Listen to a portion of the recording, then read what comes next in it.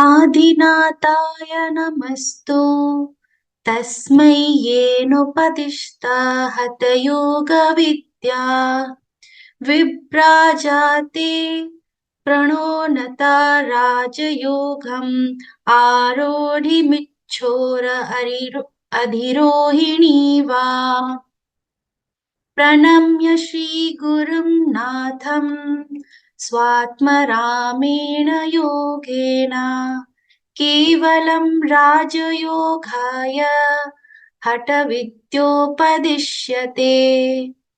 भ्रान्त्या बहुमता ध्वान्ते राजयोगम् अजानतम् हठप्रदीपिकं धाते स्वात्मरामः कृपाकरः. Okay. Namaste all. I would like to thank Sir to give me this opportunity to present Kriya and all my batchmates who have already given the presentation on Bhagavad Gita, Patanjali Yoga Sutra, and asanas in Hatha Yoga. I have learned a lot of things from all of you. I have tried to give some justice to this Kriya part. Okay. So let's go on the Kriya. So first we have yesterday learned the asanas part, which was chapter 1. It has 67 verses. And in the second chapter, which we are currently in, it is actually divided into two parts. So Kriyas comes in between. So it is initially starting with 1 to 20 slokas verses with pranayama. Then the Kriyas has been explained from 21 to 38, and then again from 39 to 78 is the pranayama mentioned. So now let us look at what is Kriyas. Okay, Kriyas are the cleansing techniques. Okay, so Kriya in general is a cleansing technique, which is the outer, the Bahar Kriya, which we usually do, that is bathing or brushing teeth, all that. But in yogic Kriya, it is called the internal cleansing techniques. So as per Hatha Yoga Pradipika chapter 2, 21 sloka, it says if you have excess of fat or film in the body, then the 6 kind of Kriyas can be performed to remove those excess fat, and it will also help those who don't have those excess fat or film, they should not perform them. That is also told in this sloka. So why do we need to do this cleansing techniques? That's the next question, right? So already we are doing bathing and cleaning our teeth. So why do this yogic kriya is needed? So externally maybe we are all clean, but internally, because of our present lifestyle which we are leading, it is creating imbalance in our doshas. So all of us have 3 doshas. Everybody knows that vata, pitta, and kapha. So because of this lifestyle changes, sedentary lifestyle which you are leading, it is causing a lot of imbalance. So Hatha Yoga prescribed by sage Svatmarama, that sat karma or sat kriya has to be practiced before even not only before pranayama, even before asanas also. We should be doing the sat karmas and sat kriyas, the 6 cleansing techniques, to be ready to perform asanas and pranayamas. Okay. So in Grihanta Samhita also, they have mentioned. So there are 6 purification processes which helps in cleansing our internal organs and parts of body using air as a medium, water as a medium, friction, or using any external appliances, and doing certain movements in the internal organs. We can actually tone those organs and remove naturally lot of diseases and disorders by that. So this is the old age. It also helps in deferring our old age and helps us build a very beautiful form and a radiant health. That is what this sloka on Grihanta Samhita says. So similarly, in Hatha Yoga Pradipika also, the sloka number 22, it's talks about the 6 kind of duties. That is Bhauti, Basti, Neti, Trataka, Noli, and Kapalabhati. These are the 6 actions. And the next following sloka, it talks about the importance of it. Like it cleanses the body and and it's a very extraordinary attributes which the yogi can actually perform really well. If it is a newcomer like us, so it has to be done with lot of cautions and with the guidance of a yoga guru or yoga therapist, right? So, what is the objective of doing Kriyas? It helps in cleansing the system. It helps in developing inner awareness.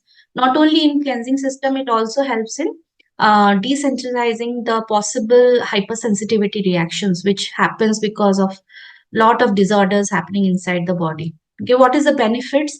It helps in removing laziness, lethargy. It helps in developing openness. It helps in developing the willpower and confidence. It helps in building stamina and forbearance of capacity. Okay, so Sat Kriya in our SLM, they have given it as per the Hatha Yoga Pradipika only, but to make it more in an organized way, I have lined up as Trataka for eyes, starting from the eyes till our colonic region, right? So from starting from the eyes, we have Trataka as a Kriya, then nasal track, we have Niti, then comes our lungs and respiratory tract. That is for that Kapalbhati is there. For our stomach, we have Bhauti. For our abdominal muscles, we have Nauli. And for the Basti, colonic region and our anus and all, for that we have Basti. So Atma Rama has given this six beautiful techniques which actually cleanse all our organs, starting from eyes till our colon, um, uh, to cleanse everything, right? So let's go and see all the six kriyas. So first is Strataka. So it is not in the order as it is shown in the SLM, but I tried to make it in this sequence. I took this inspiration from our Dr. H.N. Nagendra's presentation.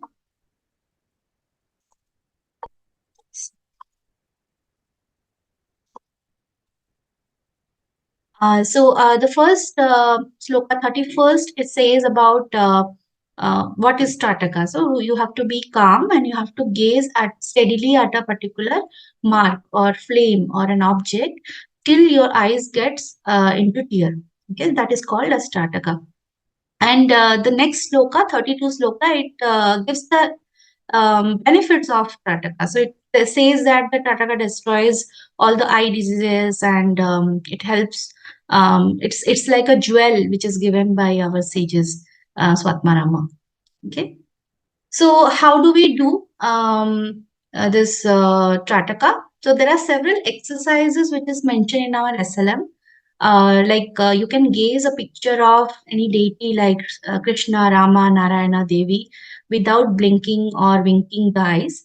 Similarly, we can gaze to a black spot on a white wall. We can gaze to a picture of Om.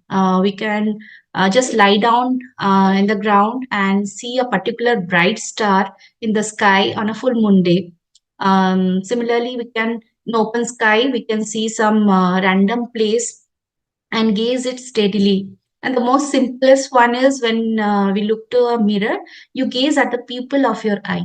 Okay, so these are certain exercises which they have recommended in our Salem. So who has to do it?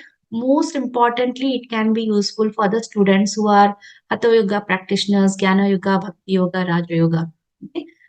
In this world, we say mostly the students, because nowadays many students, including me, we have spectacles, and they are also getting it at a very young age. So it is very important for them to improve focus, improve concentration for their studies, and also to improve their eyesight.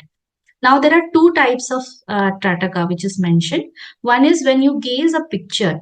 Only when you gaze a picture, that is called simple Trataka. But after gazing a picture, when you close the eyes and mentally imagine that picture in your mind, that is called Saguna Dhyana or meditation with the form. So when you associate the attributes of a god, like it's omniscience or purity and perfection, with the name and the form of the object during closing the eyes, and the it gradually disappears. All the forms object that get gradually disappears. That is when you enter into nirguna dhyana, the abstract meditation. This is like antar tataka and bahar tataka mentioned. What is the benefits of Trataka? It helps in both physical and mentally. Okay, so physically it helps in headache, migraine patients. It helps in improving insomnia, sleeping difficulties. It helps in sharpening the eyesight. It helps in the brain functionality as well. Mentally, how it helps is concentration. It increases. It releases mental stress. It gives freedom from the mental negative thoughts. It helps in reducing anger because you're now more calmer, more focused. So you know how to control your anger also.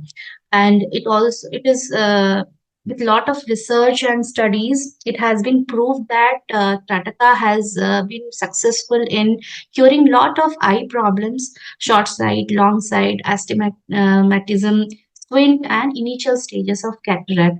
I have been doing this with my daughter also since last 6 months. I have seen a little bit of change in her eyesight as well. So I do believe that this is really a magic without any medication and all.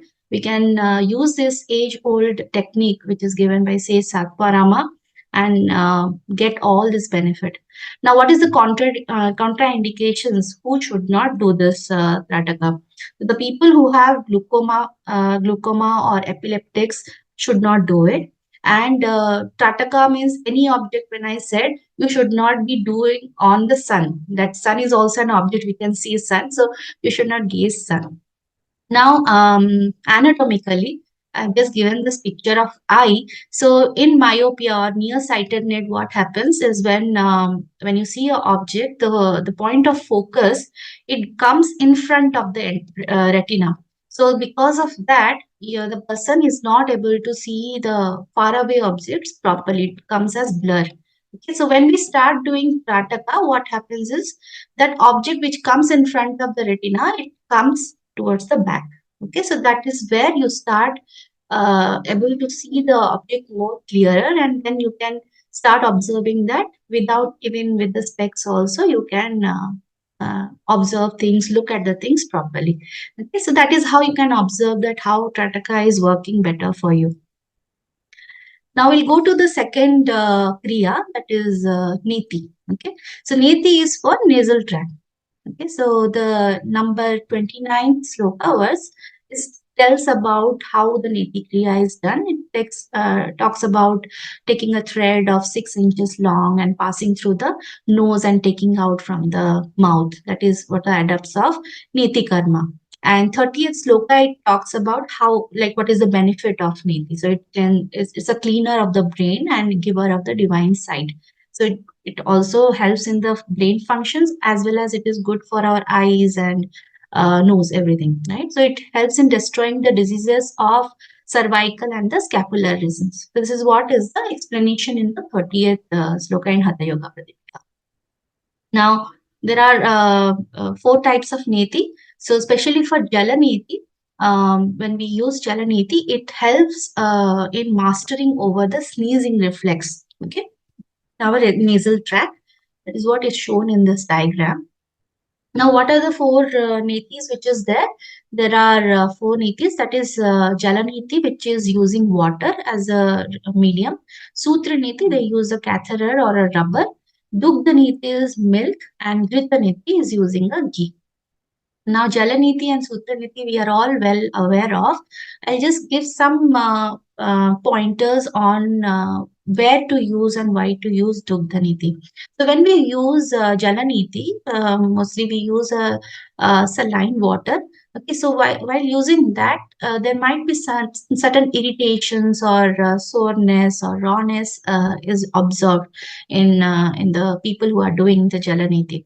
So Dugdha Niti, if it is done after doing the Jala Niti or Sutra Niti, that kind of irritation goes away from the nasal passage. Okay? And when if you have some prominent nasal polyps, right? So you should not perform the Sutra Niti, that is Kathara Niti. because it may lead to bleeding, right? So, and especially the people who are having heart disease, hypertension, they should be taking extra care, and it has to do this Jalaniti with the guidance of the yoga therapy.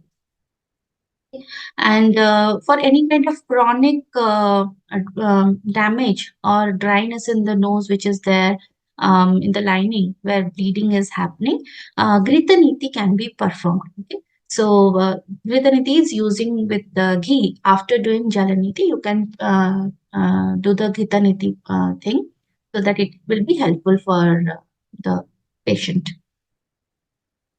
So what is the benefits? So it helps in abating the sinusitis, migraine attacks. Also, it helps in reducing snoring if you do it for a longer time. It will help that, and it also will alleviate upper respiratory complaints like sore throat, tonsils, cough. It also flushes the tear ducts and encouraging the clear vision and spark in the eyes. It clears the nasal passage and helps in improving your smell and improves your digestion as well.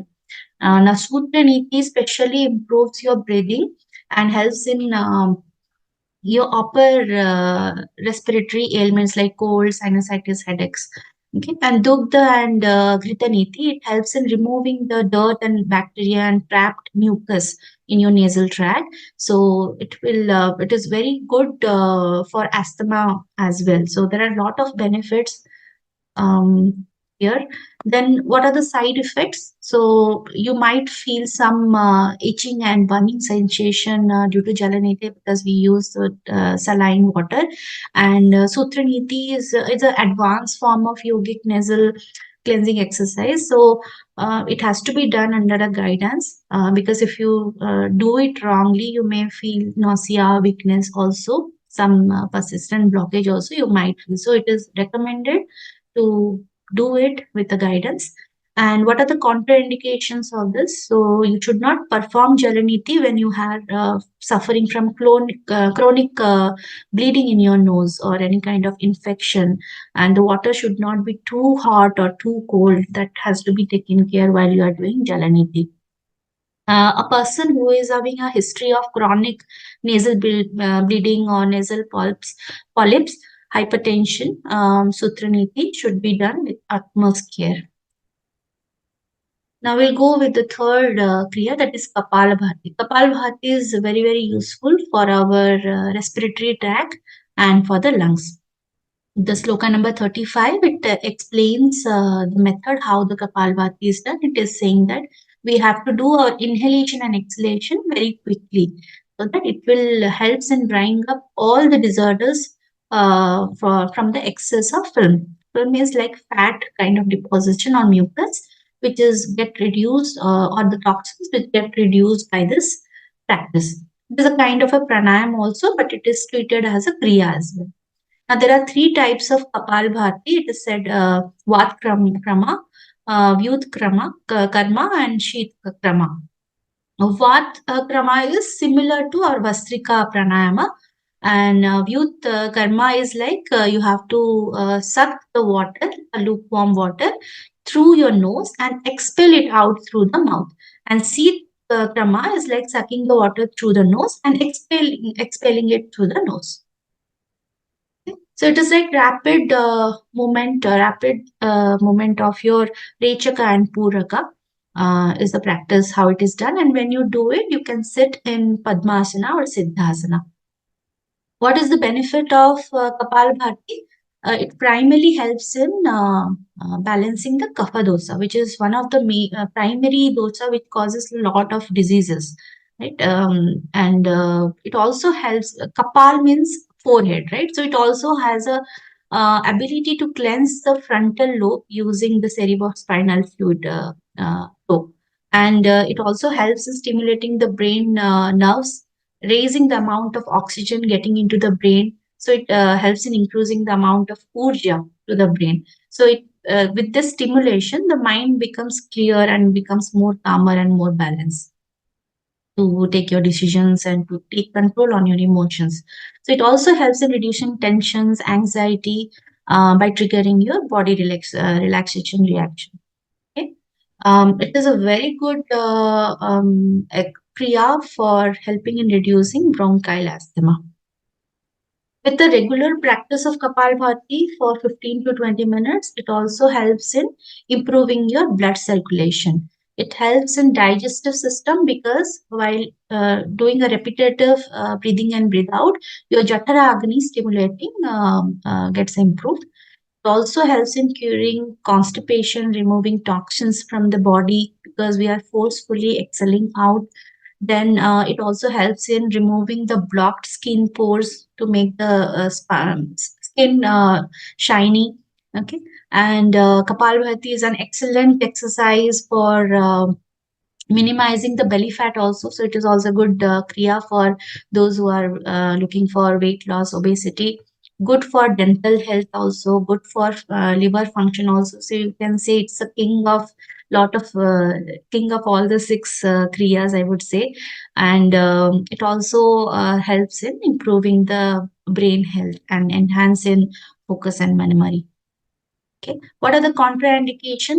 Though it has a lot of benefits, it do has a lot of contraindications as well. People having high blood pressure, heart attack, hernia, gastric ulcer, epilepsy, vertigo, migraine headache, glaucoma, recent history of stroke. Anybody who has gone for abdominal surgery should not do this. Okay, or even if somebody has a long history, not currently have that, they have to do Kapalbhati with very slow movement. It should not be very fast. Then comes the fourth kriya about dhoti. So dhoti is for stomach. So I have just given, there are a lot of dhoti, but these are the most popular pictures which I have given here. So the 24th sloka, it talks about how dhoti is done. So it is Vastra dhoti is what they have explained in this sloka, by taking a strip of cloth of 3 inches wide and 15 cubits long. You have to moist it with the warm water and then start swallowing to till your stomach and then take it out so that all the mucus, excess mucus, toxins, and all it comes out. So this is what is called dhoti karma, but mostly it is explaining about the dhoti. Okay, so then the 25th one, it is talking about the benefits of it. So each kriya, when you have seen the slokas, right? The first sloka talks about how it is being done or what is the definition of that kriya, and the second subsequent sloka, it talks about the benefit of that kriya. So here again, it says that no doubt that the cough, asthma, enlargement of spleen, leprosy, and 20 different kinds of diseases born of phlegm disappears by the practice of dhoti karma. Now, dhoti karma, as it says, it focuses on cleansing the complete digestive tract, which is otherwise known as the gastrointestinal tract. You can see the anatomical structure of the complete GI tract. So the journey begins from the top and the alimentary canal when the food is chewed, and then it goes all the way, digested all the way, and comes to the colon region. Now there are 4 types of dhoti which has been given. One is Danta dhoti, Antar dhoti, Hrid dhoti, Moola Shodhana dhoti. Okay, so each dhoti again have multiple types. Okay, so we'll go with Danta dhoti. This is more of a external cleansing or external dhoti, we can say. So Danta Moola dhoti is nothing but brushing the teeth. Jiva dhoti is like tongue cleaning. Kanna dhoti is cleansing your ear apparatus. Kapala Randhra dhoti is like you massaging the forehead with your thumb and reducing the stress. So this is mostly external. Now, Antar dhoti again are 4 types. Vatasara dhoti, where we are using air as a medium. Varisara dhoti, which is popularly also known as Sankha Prakshalana, where we cleanse the entire digestive tract using water as the medium. Agnisara, we use fire as a medium because here we generate the heat in the navel region by rapid abdominal contraction. And Bahishkrita Dhoti is cleansing the intestine by holding the hair and aiming for a godlike body. Yes, these are the four Antar Dhoti. Now, Shri Dhoti is the most famous or most popular in practice. Okay, so it has also three types. Danda Dhoti, that is Danta Dhoti. This is Danda. Don't get confused with that. So this is Danda Dhoti, where it removes the film and the bile from the esophagus using a banana tree stem or a turmeric root. That is the external appliance which is used to remove this thing.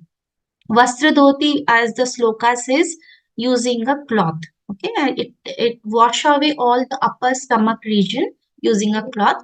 And then Vaman dhoti, which is mostly practiced in our Arogya Dhama also, that we vomit out the undigested food particles and film by drinking a lot of water. Now, this is again contradicted for hypertension people, but they can still do it with the normal water, not with the saline water. Then Moola Sodhana Dhoti is focusing on cleansing the rectum using a soft turmeric root or a middle finger, clearing the extra feces. It is performed in the Utkatasana position for giving more effectiveness. Now, what is the caution while doing the dhoti is you should always consult the yoga instructor. Don't just try it out because it is very beneficial by yourself. So it has to be done initially to learn the technique properly. And gradually you can start while starting, you can start with the external, that is Danta Dhoti or Vatasara Dhoti or Sankha Praksharana Kriya. Okay, so that can be the start. And you should be avoiding over exertion. You should hydrate properly. You should not be like dehydrating and then doing this. You should respect your limit. Okay, and if you have acute illness or if you are pregnant, you should completely avoid it. And making sure that wherever you are doing the dhoti, the environment is clean and you should practice it with mindfulness. Who should not do is people having stomach, intestinal ulcers, severe abdominal pain, abdominal surgery, tonsillitis during menstruation, hernia, heart disease like ischemic heart disease, high blood pressure should not do this kriya. Extremely not recommended. Then again, here also we have a lot of benefits doing dhoti. So it cleanses excessive mucus, optimizes digestive efficiencies, which is good for flatulence and dyspepsia. It helps in balancing your doshas, all doshas, but particularly kapha dosha, it balances. It fights infections and it also helps in removing hyperacidity, helps in glow in the skin, removing dark circles, good for oral health, removes bad breath because of this, because your the GI tract is completely clean, right? Vaman dhoti or Vastra dhoti, whatever you do. Respiratory health also gets improved and very, very good for reducing asthma and bronchitis because it stimulates your Udana prana. Also, Vaman Dhoti is especially good for preventing migraine attacks or migraine thing. And for stress reduction, the Kapala Randhra Dhoti is also very useful. It also helps in insomnia reduction and improving the vision. Okay. So we'll go for the fifth Kriya, that is Nauli. Okay, Nauli, again 33 and 34 is the slokas which has been given for Nauli Kriya. So the first 33, it explains how it needs to be done. So you have to sit on a toes with heels raised up above the ground and the palm resting on the ground. And in this bent posture, the belly is moved forcibly from left to right as if it is vomiting in the churn. Okay, so it is for the abdominal muscles, as you say, vomiting, not the real vomiting. It is like vomiting in the muscles, right? So that is Nauli Karma. So this is very difficult kriya which has been done by experienced yogis and all. And what is the benefits of it? So it removes dysphagia, increase appetite, digestion, and it also helps in lot of mental problems. Also, it also helps to reduce, improve that. Then there are three types of noli which is mentioned. One is Dakshina noli, which is when the muscles are isolated towards the right side, it is called Dakshina. When it is isolated towards the left side, it is called Vamana noli. And when it is in the middle, it is called Madhyama noli. So that is the same thing has been explained here how to do noli, and it is, as I said, it is little difficult for the general initial practitioner to do it. So it is recommended to start with Agni Chara. It is similar to that, and while doing it, we need to know also the Uddiyana Bandha. So when we are doing the Agni Chara and Noli practice. What is the benefit of Noli? It strengthens the abdominal muscles and the massage the intestine and the organs of the lower abdomen. It is very effective for weight loss and burning excess fat.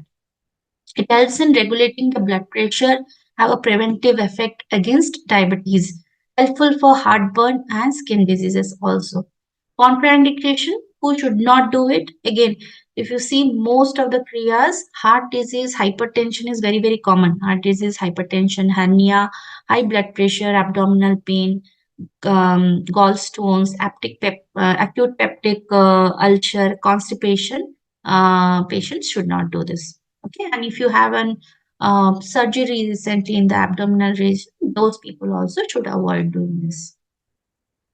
The last kriya is the basti. So this is for the conolic region, so the anus and all. Okay, so this can be done by sitting or by standing also.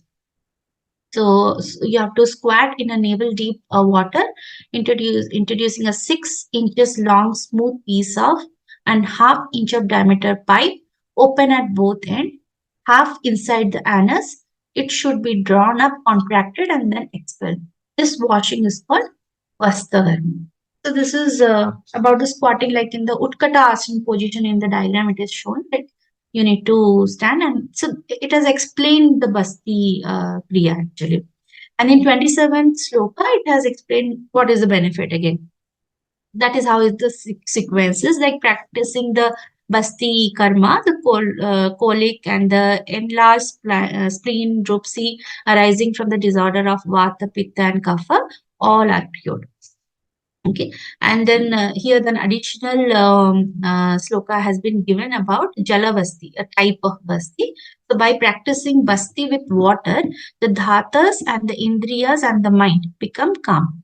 Okay, it gives glow and tone to the body and increases the appetite, and all the disorder disappears.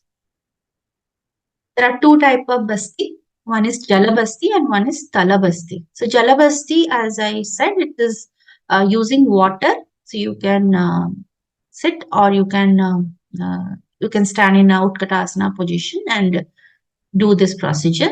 Stalabasti is a position where it is similar to Paschimottanasana. Okay?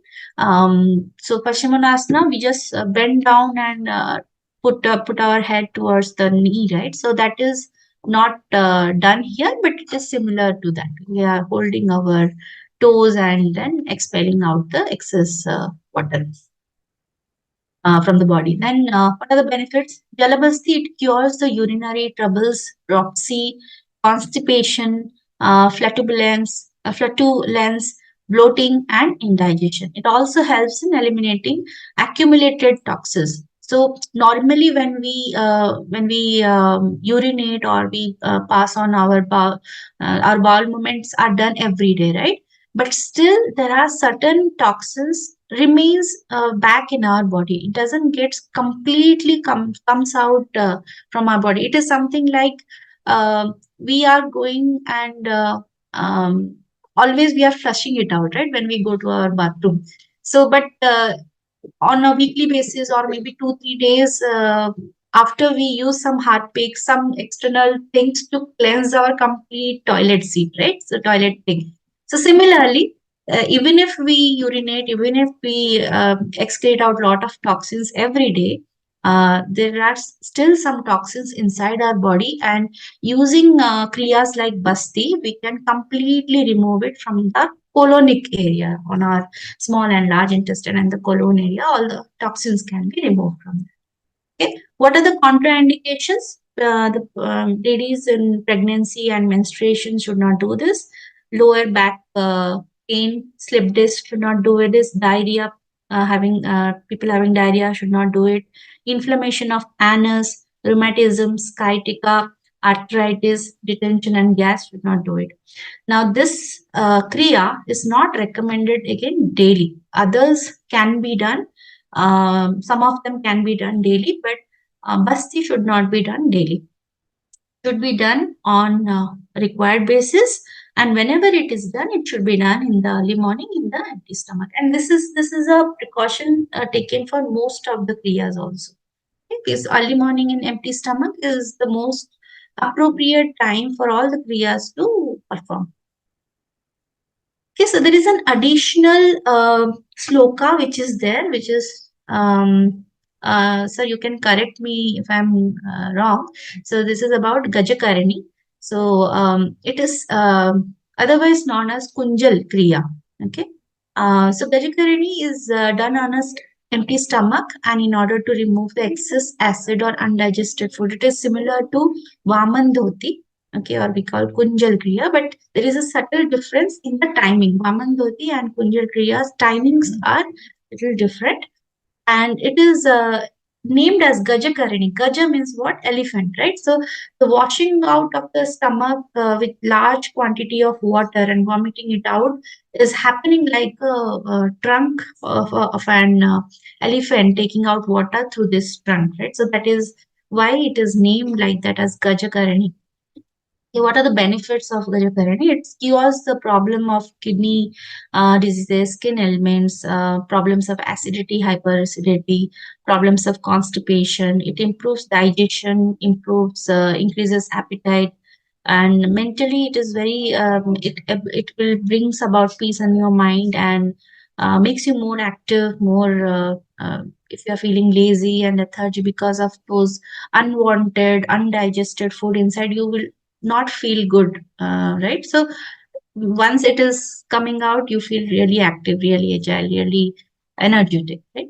So with this, I end, but I would like to show something which I have learned from Geeta ji, the mind map. Because I just tried to do myself using a online tool.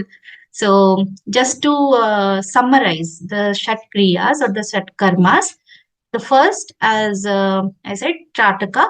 Trataka is, we are having two different types of Trataka, Antar Trataka or Bahir Trataka is there. Then we will go for We are Neti. not able to see the screen. We are Okay, seeing only that Namaskara picture. okay, sir. I'll just share it again.